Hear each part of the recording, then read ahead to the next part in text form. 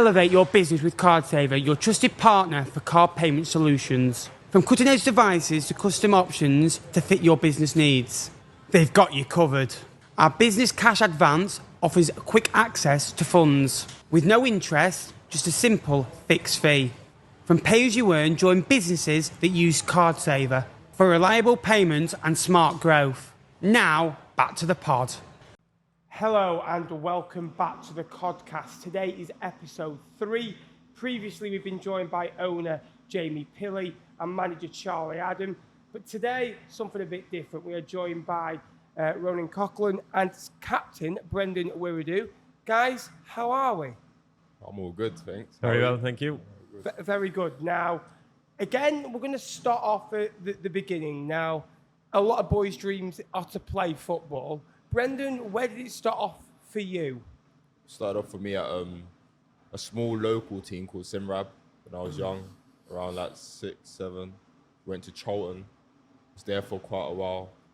Left there, went to Colchester, had a loan spell in between that at Bromley, and a loan spell at Colchester.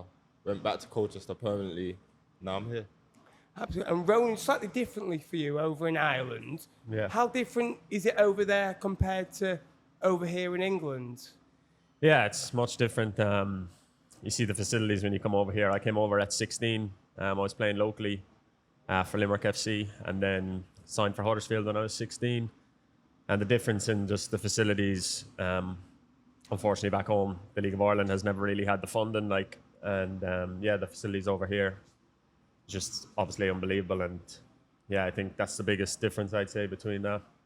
Yeah, and Brendan, you were at Charlton for a long while. I think you started off when you were 7 years of age, I think it was, when you were there, and you described it as your club. How was it to be at a club like Charlton? You know, big history, being in the Premier League, and you know, even now in League One, there's such a big stature about it. Yeah, no, obviously you can see the names that have come out of the academy there. We had a good academy there. When I was there, I was like tipped to be the next big thing. Obviously, due to different circumstances, obviously chose to leave. But no, being at a club like Charlton, obviously you're privileged, close to home. It's a huge club. Everyone knows Charlton, so obviously coming through there, it was a big privilege for me. Yeah, Ronan, going back to you, obviously everyone wants to score goals. That's what the fun is. Yeah. Was it always going to be a striker for you? Because you often see players starting further up, getting drift back a little bit. Was your focus, I want to be a centre forward? Funnily enough, actually no. When I was younger, I played out wide, and then as I progressed, I kind of played as a number 10/centre midfielder. So actually gone the other way for me. And it's weird how football works, as you know, but I ended up playing up front back in the League of Ireland when the striker got injured, and then kind of got seen as a striker, moved on to a new club as a striker, and then that's just kind of how it rolled. And then, I've obviously had to learn the position, learn little tips over time and that. And I've kind of molded myself into a striker now, which is, not the probably usual answer. Did you find that hard, going to a different position, or did you like the challenge? Yeah, like a good challenge, I suppose. I always felt like I was a good finisher, so when I kind of went up there, it was more about just getting into positions, and I think it's probably taken me a few years to understand different parts of the game, and I'm still learning today. No, I think then once I kind of got the hang of it and learning different things, it kind of just started to flow for me. Absolutely. And Brendan, obviously at Charlton, all things do have to come to an end. What kind of made that decision to go out and play games regularly for you? I think there are loads of different factors. There was things happening at the club that I wasn't happy with. I wanted to play football, and then ultimately I came down to the decision that I wanted to leave. So obviously told them I wanted to leave. To be fair to them, they didn't want me to leave. But I said I needed to play football because I was pretty much getting overlooked by everyone, except for obviously certain individuals. Certain things happened, so it was only best for me to move on and go and play at Colchester. You went on loan to Bromley, you mentioned before. Now, it's the first meeting between the clubs this year. Yeah. How would you describe Bromley to maybe the Fleetwood fans watching? What can we expect? Obviously, it was a long time ago. Things have changed in terms of players and stuff like that. But as a club, as an away day, for example, what can Fleetwood expect? It would be a tough place to go. They are such a family-orientated club. Bromley did excellent for me. It was perfect, the perfect loan for me. Everyone there. There's still a few people there at the top that I still know, but they were excellent for me. For my development, going to Bromley was perfect in terms of where I am now. And Ronan, going back to you, obviously you played in the top division in Ireland. Yeah. That would have been a dream come true now for you going into that. To be honest, like I think any young Irish boy will say the same. When you're growing up, and the reality is you're looking at the Premier League, you're looking at all the leagues in England. You don't really look as much at the League of Ireland when I was growing up. So my dream, obviously, always growing up was to play in the UK. But obviously, recently enough, the League of Ireland's grown on an awful lot, which is great to see. There's an awful lot of backing. You can see the attendances are shooting up, which is great. I'm very fond of the League of Ireland, and it's done me wonders as well. And I know a lot of players will say the same, but definitely growing up, I think any Irish boy will say the same. You've always wanted to play across the UK and have ambitions of playing right at the top. And then obviously you dropped to go to Waterford, who, have got a huge connection to that club. And you've just mentioned there you wanted to play in England. Was that a huge factor into going to that football club, thinking, well, Fleetwood Town as a League One club at the time are there? Do you think, wow, I could get a step in here if I do well? To be honest with you, it wasn't. I think at my time and point of career, I just needed to play games and get back on track. I had missed quite a long time through injuries, and I just wanted to play games. And when the Waterford opportunity came, I just jumped at it. Obviously, I was aware of Phoenix and Junior both, who had come previously after playing against them that year. But to be honest, I was just trying to get back on the horse, to be honest, and just get back scoring goals. And I thought if I do that, the rest will take care of itself. Obviously, the connections with the club is great, and I think we'll see a lot more boys maybe come both ways. Brendan, you said obviously you wanted to go and play games, and you got that opportunity at Colchester. You joined them in the January of the lockdown season, so you didn't really have time to build up a connection with the fans as much as you would like, and you certainly have done here. But 18 great months where you played regular football. How important is that for a footballer that's going into their early 20s, developing? I think it's huge. It's important, very important. I think at that age, you need games. You need to play as much senior first team football games as possible, because everyone likes playing like the 21 games, the 23 games, but nothing beats the playing in the stadiums, playing against for the actual 3 points where there's actual lives on the line. Yeah. So perfect. Colchester, I can't speak highly enough of that place and what it has done for me. Yeah, it's a great club and certainly in good hands under the Cowleys now. Ronan, go back to you. Obviously, you had a great year there. You had 35 goals, I think it was, in the season. I think my favourite part of it was when you said after the game, you knew you'd score in the playoff final. It was just what end you'd celebrate in. Is that what confident strikers need? Yeah, probably a bit of that and a bit of arrogance, maybe. Yeah, I've been reminded of that interview quite a lot, actually, even by lads here, which is funny. But it was a great year, obviously, to get the club promoted in the end, and then kind of in the fashion that we did it in a tough game, against a team that's above you, and in all the circumstances. And I suppose, getting the winning goal to put them up was a great way to sign it off. Having kind of known I would probably come here or somewhere else, I wasn't sure. But yeah, it was a great way to top it off. And like you're saying, that interview was kind of funny when I look back on it now. Absolutely. And Brendan, going back to you, great year at Colchester. Finished the season strongly. That's something that you think next year I'm going to be at Colchester, or I could potentially get a move here? How did it work out? It was funny enough. I had loads of options of like where to go, what to do. It was I wanted to like sign out from football and focus on like just family and just rest, because obviously we've been in a little bit of a relegation battle as well. So I just wanted to just relax, cool down. Yeah. But it turned out not to be that way. It had a lot of interest, and then obviously I got the call from Scott Brown. I was like, oh wow, Scott Brown. Obviously he's got loads of career. His career speaks for itself. So then, I kind of made my decision quite easily, because obviously he's played in midfield, and obviously looked at it like I'm a midfielder. I could learn straight from him. It would be perfect. How does a transfer work like that? So you finish your season at one club, still in contract, obviously the clubs will pay interest, but how, from a player's point of view, as a fan, how does it work out and how quickly can it work out? From a player's point of view, it's probably one of the most stressful times in your life.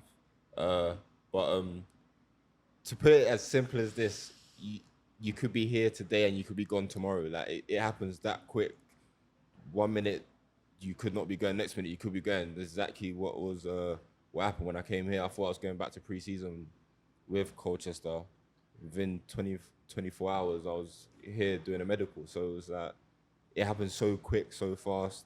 Clubs obviously talk, but obviously you don't really get involved in all of that stuff. You're kind of just focusing on I'm just focusing on where I am at the moment in time. And that was going back to Colchester. 24 hours later, I'm on a train up to Preston, getting in a taxi to Fleetwood. It's a long way to go on for your dinner, isn't it? It's a long, long way. Ronan, obviously, slightly differently from you, playing in Ireland. The Waterford and Fleetwood connection, was there always hints that you could end up at this football club with the connection, wanting to play in England? What was your perspective? Yeah, look, I'd done quite well, early on when I went to Waterford, and the clubs are obviously going to be in contact. I think especially how well Phoenix and Junior did when they came, that the club really looked at it like a serious option. The boys did a little bit of training over in Waterford in pre-season, and I got to meet the staff, Scott Brown at the time, and the boys. And yeah, I think from there, from May, June, I think the club was in contact with me about potentially coming over at the end of the season, just finish out my contract at Waterford. Which was obviously great for me at the time, because that's initially what I wanted to do, especially like saying growing up, you want to play over in the UK and give it another crack, especially having come over at 16 and go back to Ireland in 20. So yeah, I was obviously delighted and started keeping a close eye then on Fleetwood. But most importantly, I think I just kept my head down and I had a job to finish with Waterford, most importantly, and got that over the line. Then I could kind of focus on what was next for me.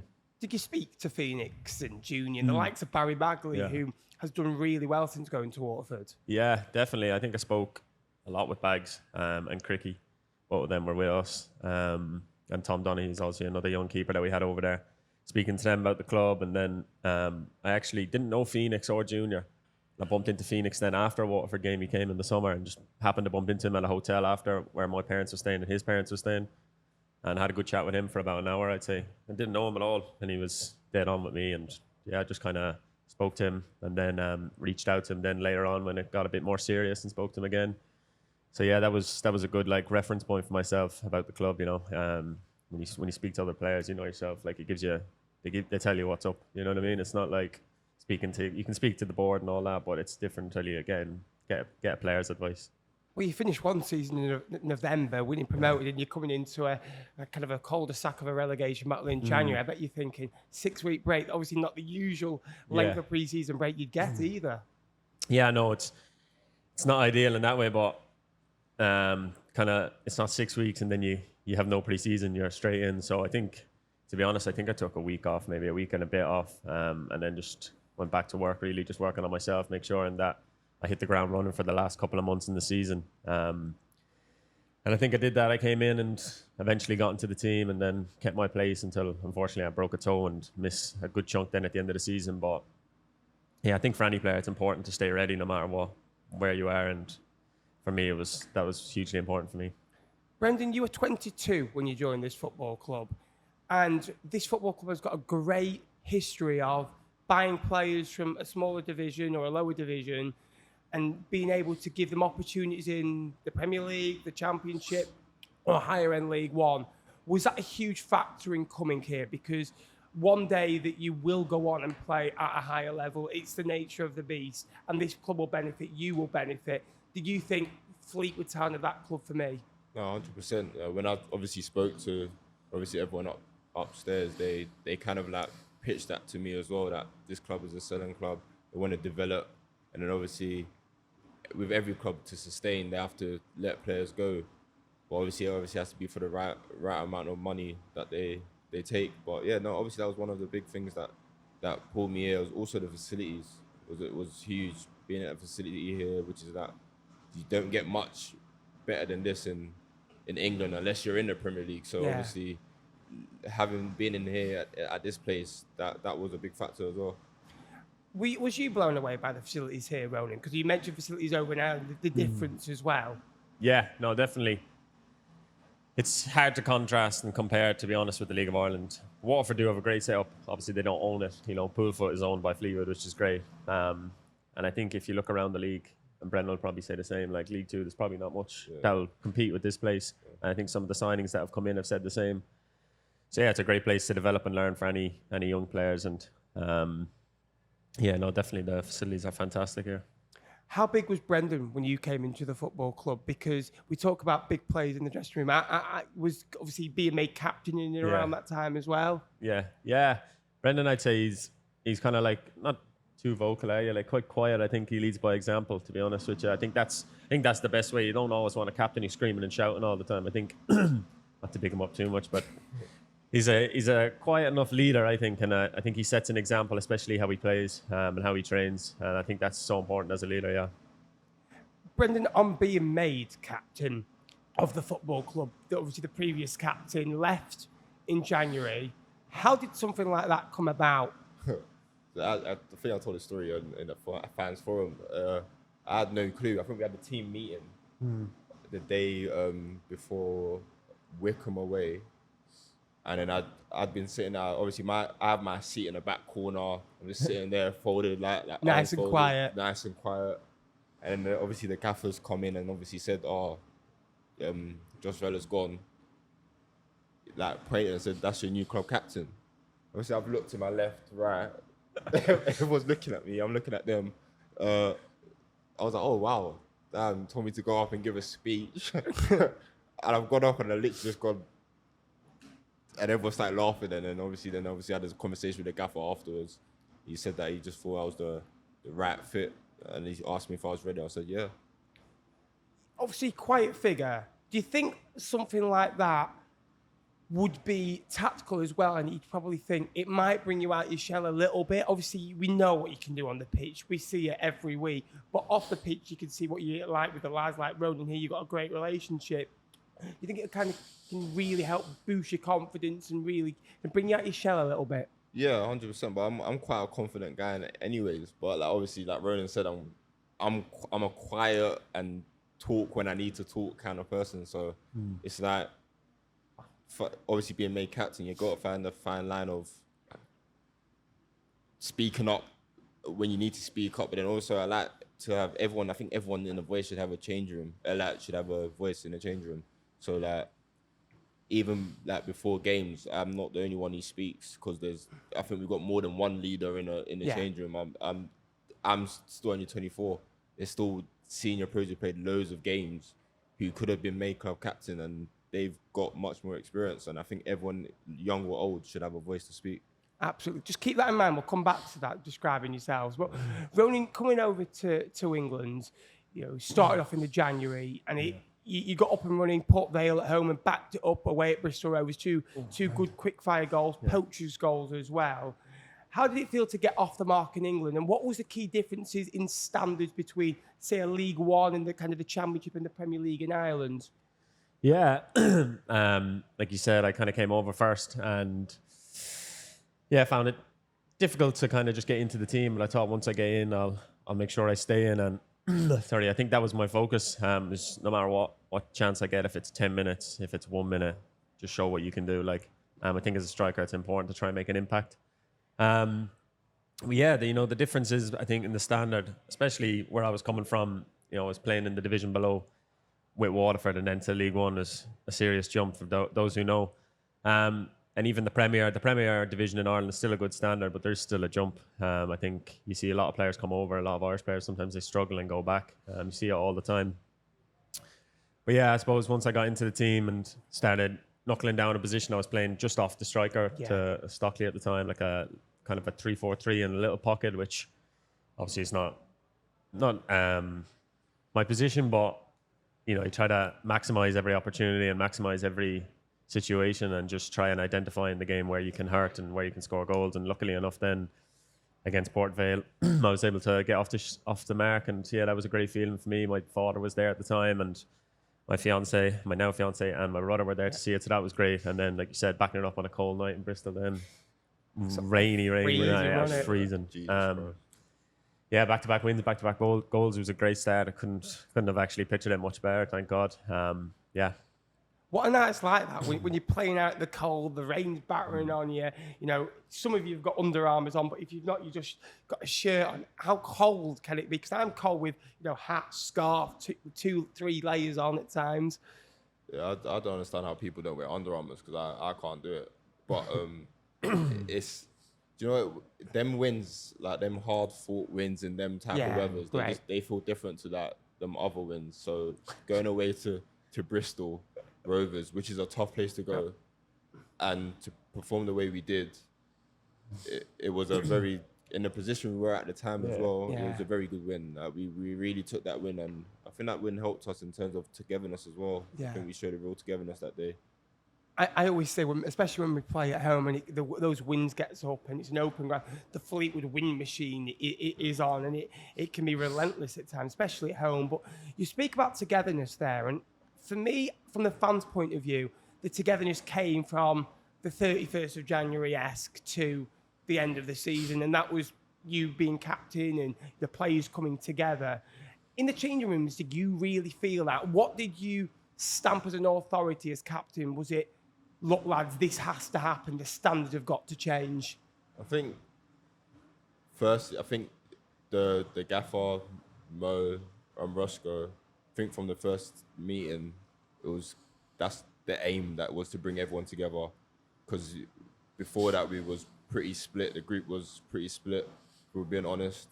And I just felt myself, because I'm actually very cool with everyone in the changing room, and I get along with everyone very well, just trying to be that little gel between everyone. And just, I think subconsciously just bring everyone together, which I felt like I kind of did very well. But I think most of that, it was always within the group. We just being able to bring it out and just put it into one and be together as one. Ronan, how would you describe Brendan Wiredu as a captain? We see it off the pitch.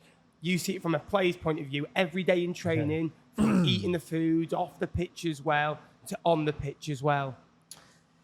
Yeah, I think I've spoke there. Just, he leads by example, to be fair. And I think that's all you want in a captain, is somebody who leads by example. It's not about screaming and shouting sometimes. It's just, you know, having an influence on all the boys around you. I think Brendan's just said it there. Like, being able to mix with everyone in the dressing room, not just, you know, a few mates or here or there, not having been in cliques or anything like that. I think just having an impact in the team. I suppose I know he's got a good relationship with the fans and stuff like that. And, you know, the club sees so highly of him, and yeah, they're right.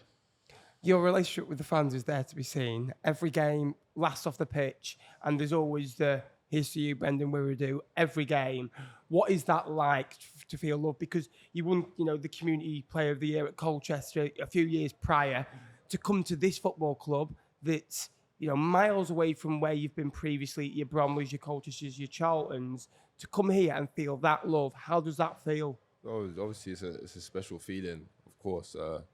I'm a family-orientated guy, and I realised as soon as I stepped through the door, this is a family-orientated club. Like, it's a small town where everyone's kind of together and pulls in one direction. Yeah. So to be a part of that, or to be in terms of leading that, is obviously a privilege, and obviously when I was made captain, a proud moment for me. So it's that feeling when obviously the fans are singing your name and they're having the connection, is that nothing really beats it. Really, it's a special feeling, of course.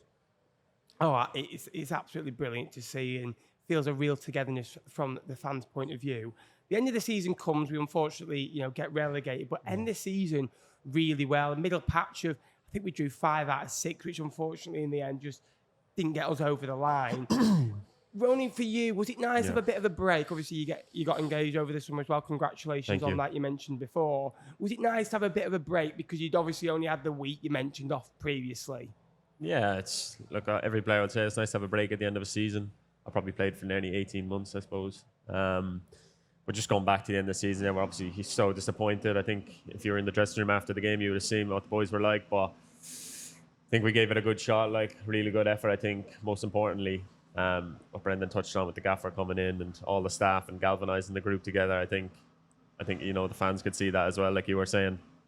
And yeah, unfortunately, I think that was just the way it was meant to go. We were meant to go down in the end. You know, we pulled 3 wins out of the last 4. Yeah. But unfortunately, there was just a little patch where things just didn't go our way. I think there's a lot of points back through the season when you look back, and there was a lot of decisions that definitely weren't favourable to us. But, you know, we can only have ourselves to blame. There was times we definitely should have really went for it. And like you're saying, there's a few draws that we probably should have really pushed on for. But it's the nature of the beast. We've gone down, and we're in a much better place in the dressing room. Brendan will say the same, and the staff than we were when they came in. So yeah, look, we've got everyone rowing in the right direction, and please God, that can only be up. How does a pre-season look differently over in Ireland to England then for you? Yeah, well, in Ireland, if people don't know, is they play from January to November, October. So pre-season's an awful lot colder, first and foremost, especially in Ireland. That's probably the biggest difference. Other than that, it's just running, which isn't much difference here. So yeah, that's probably the biggest difference. I think this pre-season especially was probably the first pre-season I've done. I think Brendan will say the same, where there was actually a little bit of thought into it, and not just run us for the sake of it. I think it was very, like I said, thought about and gradually building us up. And you know, we're not trying to peak right at the first game of the season. We want to peak and continue to peak throughout the season and finish very strongly. I think you see the top teams, they don't always start off flying, but they come when the business end comes, they're there, and that's our aim this season. You know, we want to be there in crunch time and get the club back to where it belongs. You mentioned that, and I think the minimum amount of games we can play this year is 53 games, and that's if we just wanted to play every cup game that we've got left, which we don't. Brendan, did you feel slightly differently coming into the building this pre-season as the captain of the football club, that you've got to kind of step up and show what the standards are, what it means to play for this football club? Yeah, I think everyone knows. I think, like Ronan said, the last game of the season, we got relegated at Leyton Orient away, and we won that game, and the dressing room afterwards was like undescribable. I couldn't even tell you the feeling in the dressing room. So I think everyone knew what it meant to play for this club. But obviously coming into pre-season, you had that disappointment of now obviously being relegated, but the aim is straight away you switch on and think we need to get back to where we belong. So I think that was more of my mindset of coming in and just we need to get back to where we belong. And it obviously starts the first day we get in. We need to do things right and make sure the standards are high and we keep it at that level. Yeah. Your development is huge at, playing games regularly. And obviously there was a lot of interest in you over the summer. And I'm sure one day you will go and play at another level, higher to this. How important was it to stay at Fleetwood right now, being captain, being loved, 92 appearances for this club, 24th in the all-time records out of 263, not just another number, nearly 100 appearances now. How important was it to stay, play games and be loved? It was being loved, and is a thing that you don't get everywhere. Like I said, I was at Charlton, didn't feel the love, left. But being here, like obviously there was loads of interest. It was very much documented around everywhere. There was loads of interest. But I think come deadline day, I knew what was happening. I was going to be here. I was going to be playing, and I wasn't really focused on all of that. I was kind of just focused on playing one game, taking every game at a time, and letting everything else deal with itself. It wasn't really playing into all that media attention, because obviously at the end of the day, I'm club captain. I got to lead by example, and that's what I try to do every time I go out on the pitch. Absolutely so, and we're absolutely buzzing to still have you at the football club. I've got one question, and I'm going to go into some quick-fire questions about yourselves and then your teammates as well, so I'm looking forward to seeing what you've got. What are the goals for this football club, for yourselves in the club? Ronan, as a striker, I'm sure you set smart targets as a striker to score goals, set goals up, win games of football. Yeah, I think me and Brendan both and everyone in the dressing room will say the same thing. We want to get this club back to where we think it belongs, back in League One. And I think, like we said, I reiterated on there, like having a team that's all going in the one direction with staff and everyone's positive, I think it can have a huge effect. So yeah, for myself, I don't really set too many goals in terms of I know everyone says like strikers, how many goals you want and all this, but to be honest, I don't really focus too much on like how many, like a number of goals or anything like that. I just kind of focus on being in the game and just getting into positions. I think when you do that as a striker, the rest comes. There's only so much you can control on a pitch. You can't control how good Brendan's going to cross one into me, is he? So little things like that. I don't go into it too much. I just try and focus on every game. I think Brendan will say the same. Take each game as it comes and just be within the game and thinking within the game and knowing where to be for a striker, especially. Like, it's just about positioning and thinking one step ahead. And just see if the chances come, if I can take them. Please God, we'll see where we are at the end of the year. And Brendan, obviously you've changed position slightly. How's that been? Has it been tough? Not really, no. Because I feel like the same things I was doing in midfield, I can do at centre back anyways, and I get the freedom of being able to free roam at centre back in a way. So it's not really a real change for me. Obviously, everyone documented it very, very loudly that I preferred playing in centre midfield, but I love playing centre back now. It's just it's a position where I can get on the ball and I can still showcase more of my abilities with the game in front of me. And I think looking back at it was probably a smart decision from the gaffer to change me and bossing around. Yeah, because obviously it helped us towards the end of the season. I'll be honest with you, at the time I was thinking, what have we done? And then it turned out to be, a stroke of genius, really. And if you're still wanting to score goals at the back, and you can work on that knee slide a little bit, can't you? You didn't go to plan that. No, it did not go to plan, but I think I played it off very well because of EA and the roly-poly, so I just said I did that roly-poly, but yeah. Did that not hurt your knee? Because that must have, I think the adrenaline actually just... got you through. Forgot about actually what happened. I was happy that I actually scored, to be fair. Absolutely. So we're going to go through some quick-fire questions for yourself. Now, pre-match and favourite pre-match and post-match meal. Pre-match pancakes. Yeah, Arsenal have started doing that, haven't they? I think pancakes, a bit of toast and eggs. Yeah, but that I'll go for that for pre-match. What about post? Post-match. It's a funny thing. I don't really like eating after. I can't really eat after games. So I'll probably probably a little cheap meal, like Five Guys. Oh, so I like that. Yeah. Like that. Ronan? Probably just chicken and pasta, and then if there's a bit more room, I'll get on the pancakes as well. Post-match, it depends. If it's a nighttime kickoff, I probably don't eat much like Bren. Probably have something small. But if it's a 3 o'clock kickoff, I'll either my girlfriend will make something, or if it was a cheap meal, I'd probably have an Indian. Okay. Yeah, fill it back up. What do you go for? Tandoori chicken.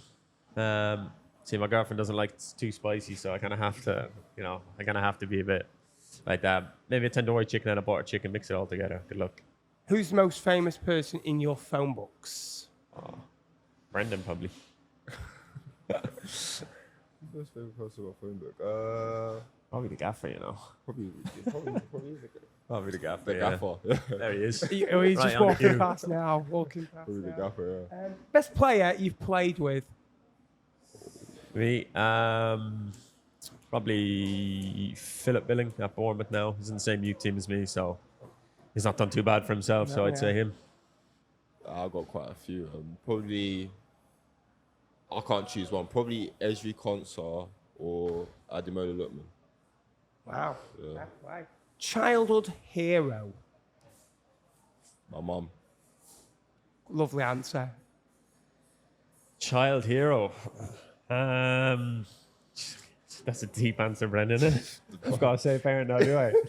No, I'd say a footballer. I'd say Robbie Keane or Torres, two of them. It's a Liverpool supporter, so and Irish, so Robbie Keane or Torres.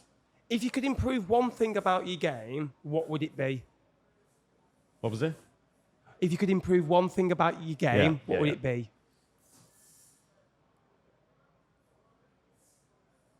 Not having to slide tackle so much. It's a rough league too, isn't it?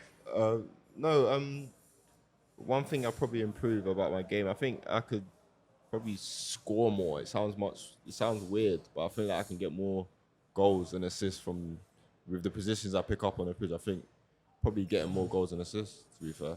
Poacher, some of your goals. That goal against Ox, I think, first season you were here, edge of the box, into the corner. Ronan, what about yourself? I think I've said it before. I'd always say just to be quicker.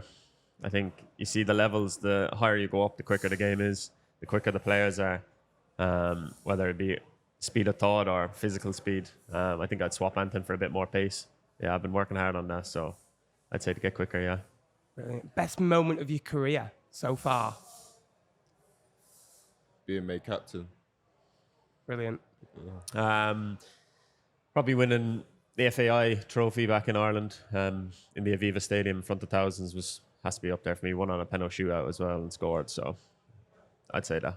Any series you're currently watching or just finished? No, actually. I've been dying and searching for one as well. So if Yeah. you've got any suggestions, please let me know. I wouldn't ask me. I binge watch like the same 3 series all the time, so I'm not the man to go to. Matty Virtue's the man to go to. Yeah. I think he's told me a series once a week since he's come here. So And I've watched a good few of them and they're I need good. to tap into Matty Virtue. Yeah, Matty Virtue's the man for a series. I'm telling you. What about you, Ronan? I'm trying to think. What did I watch as well? Give me about 10. Just finished, obviously, House of Dragons finished, didn't it? Don't know if Okay. you're into that, but me and my fiance love watching that. Big Game of Thrones fan, so that'd be my one.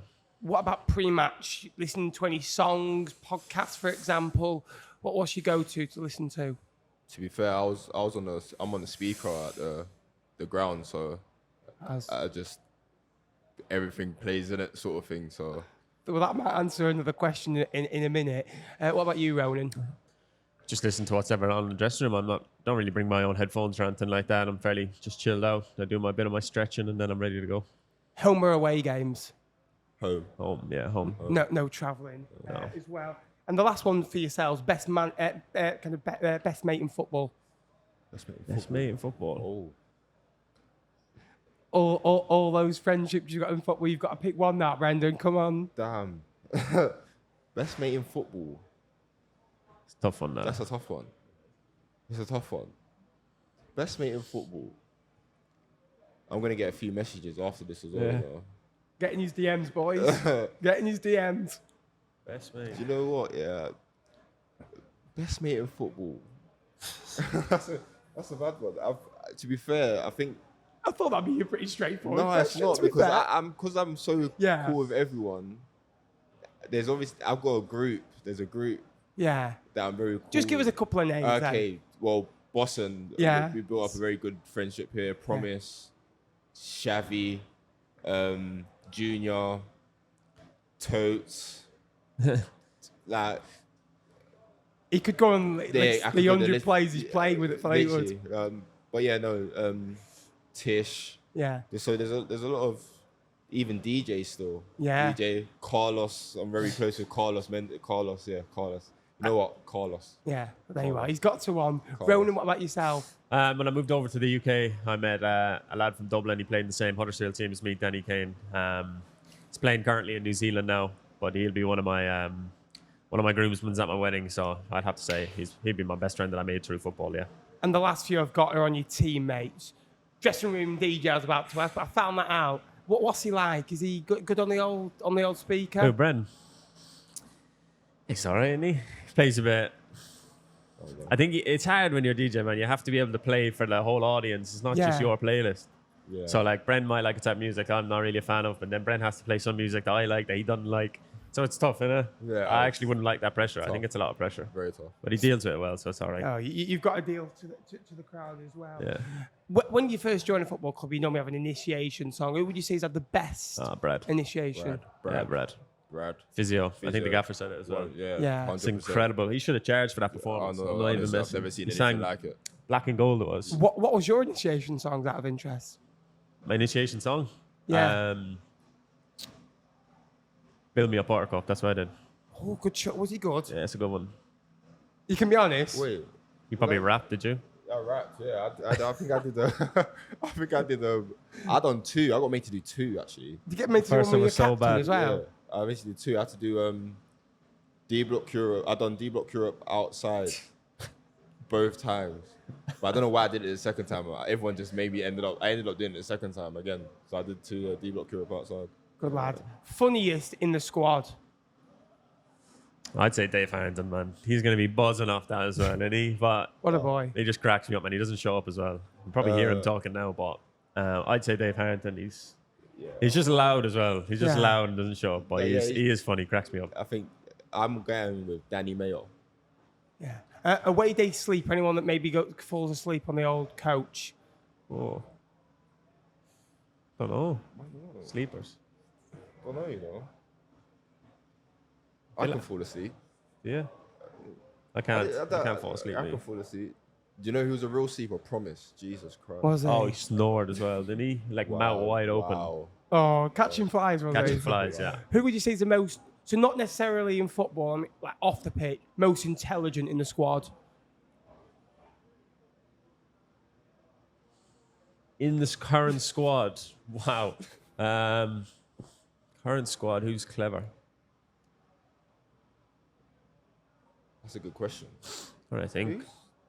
Holgate? Holgate clever? Colgate? Siege? I feel like Heather. Yeah, you think CJ. You just say CJ if CJ, anything, wouldn't you? Yeah. I think Holgate could be quite clever. Holgate, yeah. Holgate, Siege. Who else? It's not many. No, I'd say yeah. Holgate, me. Holgate, I'll have absolutely Bonzi. no idea. Bonzi. Bonzi, yeah. Bonzi's cool Yeah. and calm, isn't he? Yeah. Could be Bonzi, yeah. Maybe Bonzi as well. The biggest and best gamer in the squad. Best gamer? Yeah. Me. Don't know. I know. don't play. I was just thinking, you. 100%. What's your go-to playing wise? Any game I win. Did you obviously play EA 24? Did you play Yeah. with yourself on those No, types of I games? play Call of Duty. I play everything, to be fair. Yeah. But just by its time. But yeah, best game, I can't lie. I'm going to have to take that one. Biggest sportsman in the squad, not football, say like golf. Obviously, you're into your darts, aren't you, as Yeah, well? I'm a joke at that.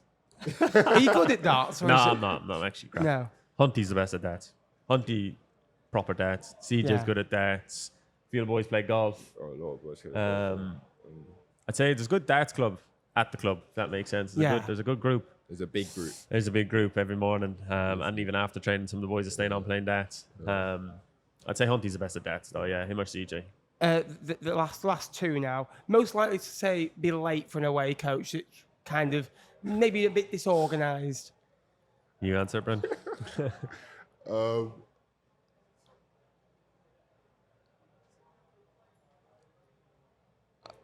Probably me, but yeah.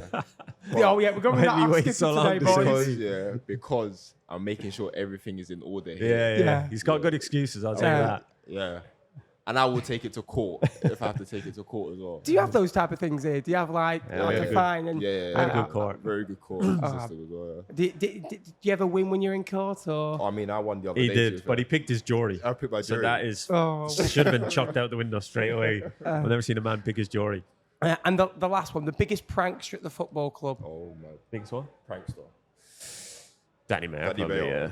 Probably Danny 100%. Mayer. Does he get people all the time? Does He's he? just a kid, isn't he? He's such a. Oh, he's just. actually. He a could be child. doing something right now. Yeah. Yeah. Like, you just It's don't just know little what- things. I hope so you not got your like phones massive on you. things. I hope you got your phones Yeah, on just you. little things that he does. Little annoying things, Yeah. not like, not massive things. Yeah, but yeah. he's funny, I know. Well, that's what you call experience. And what, Yeah, it's 15 experience. years in a dressing room. He's done me a few times. Gentlemen, thank you for joining me Thanks for today. having me. Thank you, Been an thank you. absolute pleasure. Our captain, Brendan Wiredu, and our striker, Ronan Coughlan. And hopefully more episodes to come and more victories to come. Thank you very much for joining me. Cheers, thank you. Thanks, Snappers. Cheers, mate.